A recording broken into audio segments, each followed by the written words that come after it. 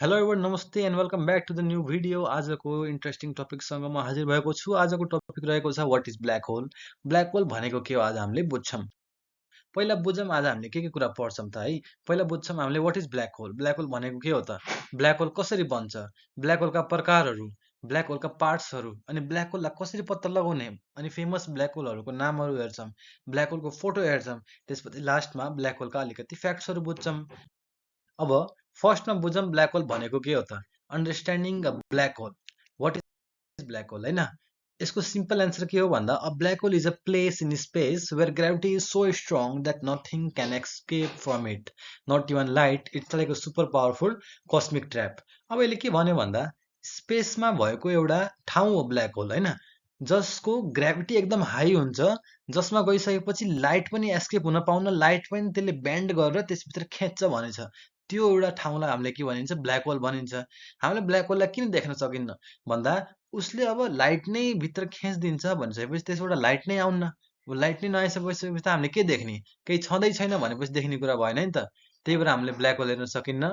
Black hole यति heavy किन हुन्छ भन्दा ब्ल्याक होलमा ग्रेभिटी हाई हुन्छ, उसले सबै म्याटरलाई स्क्विज गरेको हुन्छ, त्यही भएर हामीले ब्ल्याक होललाई देख्न सकिँदैन होइन। अनि ब्ल्याक होल हेभी पनि त्यही भएर हुन्छ, सबै म्याटरलाई स्क्विज गर्छ, आफूभित्र खेच्छ त्यसले।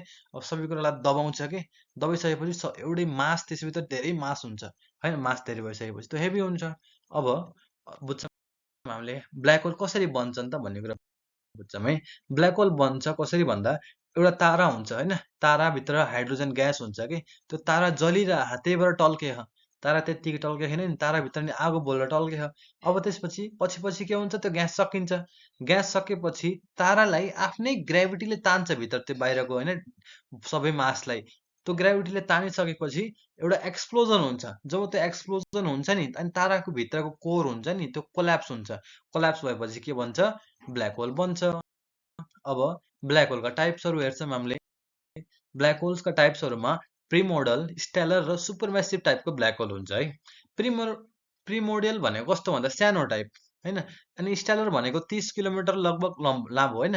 अनि सुपरम्यासिभ भनेको धेरै लामो, मिलियन्स भनेको लाखौँ चाहिँ किलोमिटर लामो भएको चाहिँ ब्ल्याक होल होइन।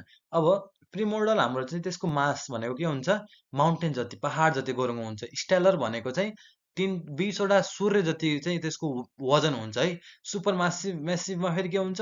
मिलियन टु बिलियन अफ सन जतिको त्यसको वेट हुन्छ है। अब फर्मेसन कसरी हुन्छ त भन्ने कुरा बुझौँ। अब प्रिमोडल बिग ब्याङ पछि हुन्छ होइन। स्टेलर भनेको चाहिँ ठुल्ठुलो ताराहरू चाहिँ कोल्याप्स हुन्छ होइन, ताराहरू चाहिँ डेड हुन्छ भने डेड स्टारबाट बन्ने भयो। सुपर म्यासिभ हाम्रो ब्ल्याक होल चाहिँ ग्यालेक्सीको सेन्टरमा हुन्छ है। अरू कुरा पनि यहाँ छ स्लाइडमा, पढ्न सक्नुहुन्छ है। अब parts of the black hole. Black होलका पार्ट्स के हुन्छन् त भन्ने कुरा बुझ्छौँ हामीले। सिङ्गुल्यारिटी, इभेन्ट होराइजन र एक्सेसन डिस्क। सिङ्गुल्यारिटी बिचको भागलाई भनिन्छ होइन, मेन भागलाई भनिन्छ। इभेन्ट होराइजन केलाई भनिन्छ? जुन बाहिर वरिपरिको जुन हाम्रो देखेको छ नि लाइट घुमे जस्तो यो होइन, त्यो सिङ्गुल्यारिटीको वरिपरिको छ नि त्यसलाई इभेन्ट होराइजन भनिन्छ। एक्रेसन डिस्क भनेको के हो त भन्दा वरिपरि जुन डस्ट त्यसले ग्राभिटीले गर्दा घुमाइरह नि हो, त्यसलाई चाहिँ हामीले डस्ट र ग्यासले हामीले एक्रेसन डिस्क भनिन्छ है।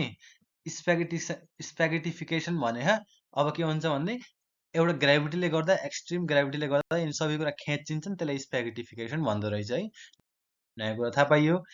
ब्ल्याक होललाई कसरी हामी पत्ता लगाउने भन्दा चाहिँ स्टारहरू घुमिरहेको हुन्छ कहिलेकाहीँ, स्टारहरूको मुभमेन्ट हेर्ने।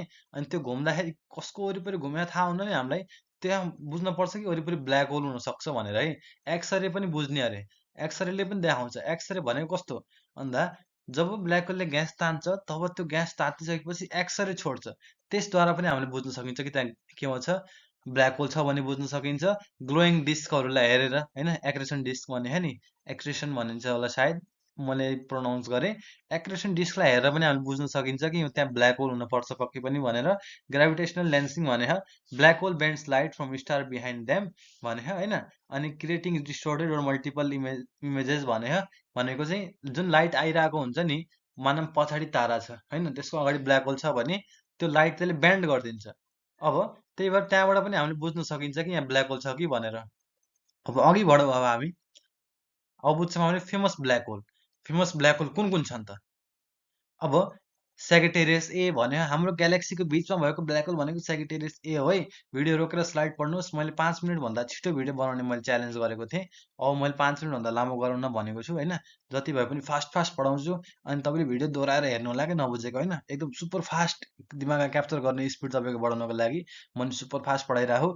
1974 मा डिस्कभर भएको छ। 4.3 मिलियन टाइम हेभी छ हाम्रो सनभन्दा बढी है। हाम्रो मिल्की ग्यालेक्सीको बिचमा छ। साइग्नस एक्स1 पनि छ जुन सबैभन्दा पहिले डिस्कभर भएको थियो 1964 मा होइन। अनि 1964 मा भयो अनि हामीभन्दा 7200 लाइट इयर्स टाढा छ। अनि हाम्रो चाहिँ a black hole 21 times the mass of the sun is orbiting the blue super giant star भने हाम्रो चाहिँ एउटा जुन ब्ल्याक होल छ जुन 21 टाइम हाम्रो जुन सूर्यभन्दा हेभी छ त्यो घुमिरहेको सुपर जाइन्ट स्टारको वरिपरि होइन। त्यो हो। अब लास्टमा हाम्रो के छ ब्ल्याक होलको फोटो हेरौँ पहिला। यो हाम्रो ब्ल्याक होलको फोटो हो। अन्त हाम्रो चाहिँ सेगिटेरियस ए को यो फोटो हो। अनि ब्ल्याक होलको फ्याक्ट्सहरू हेर्छौँ। टाइम त्यहाँ गएर स्लो हुन्छ ब्ल्याक होलमा। ब्ल्याक होलमा गइसकेपछि वरिपरि जाने कुराहरू एकदम फास्ट स्पिन हुन्छ।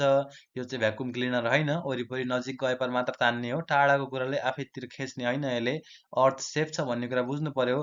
अनि यिनी ब्ल्याक होल अटोमेटिक आफै इभ्यापोरेट पनि हुन्छ, खतम पनि हुन्छ, तर एकदम बढी टाइम लाग्छ है। अनि हाम्रो सन चाहिँ ब्ल्याक होल बन्दैन।